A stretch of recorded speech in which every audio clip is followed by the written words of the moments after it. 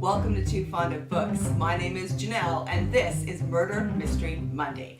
I love Murder Mystery Mondays, and I'm so glad to see from the comments that you guys do too. And I have quite a few more books, so I don't see this ending anytime soon. We are in the middle of Jane Austen July, and so I am recommending Regency era historical mysteries for the month of July as a nod to Jane Austen. And today I'm very excited because I am recommending to you from my absolute favorite historical mystery series ever. Not even just Regency era historical mysteries, all of them. This is my favorite series, and this is the first one in the series called What Angels Fear by C.S. Harris. There are now 17 books out in this series, and I love them. I consistently give them 5 stars, 4.5 stars. I love this series. The first one came out in 2005 and is set in 1811. I will read from the back. It's 1811, and the threat of revolution haunts the upper classes of King George III's England. Then, a beautiful young woman is found raped and savagely murdered on the altar steps of an ancient church near Westminster Abbey. A dueling pistol discovered at the scene and the damning testimony of a witness both point to one man, Sebastian St. Cyr, Viscount Devlin, a brilliant young nobleman shattered by his experience in the Napoleonic Wars. Now a fugitive running for his life, Sebastian calls upon his skill as an agent during the war to catch the killer and prove his own innocence. In the process, he accumulates a band of unlikely allies, including the enigmatic beauty Cat Boleyn, who broke Sebastian's heart years ago. In Sebastian's world of intrigue and espionage, nothing is as it seems, yet the truth may hold the key to the future of the British monarchy as well as to Sebastian's own salvation. So one thing I love, I'm going to tell you a few things that I love about this book and this series. One is the sense of time and place. The author has done such a great job in her research to really drop you into this time period. It feels right. It smells right. It's just, she does a phenomenal job.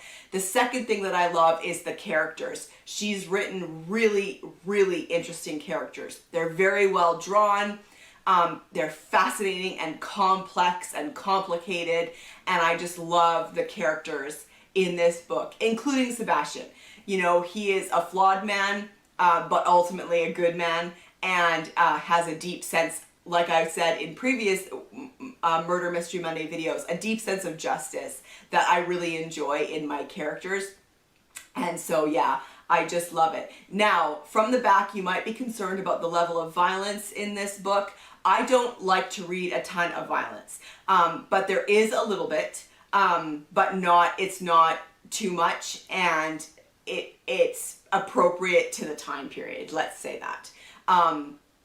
And so there's a little bit, but not too much. And for example, the murders don't take place on the page. You don't read the murder. You read the, the results of the murder, let's say that.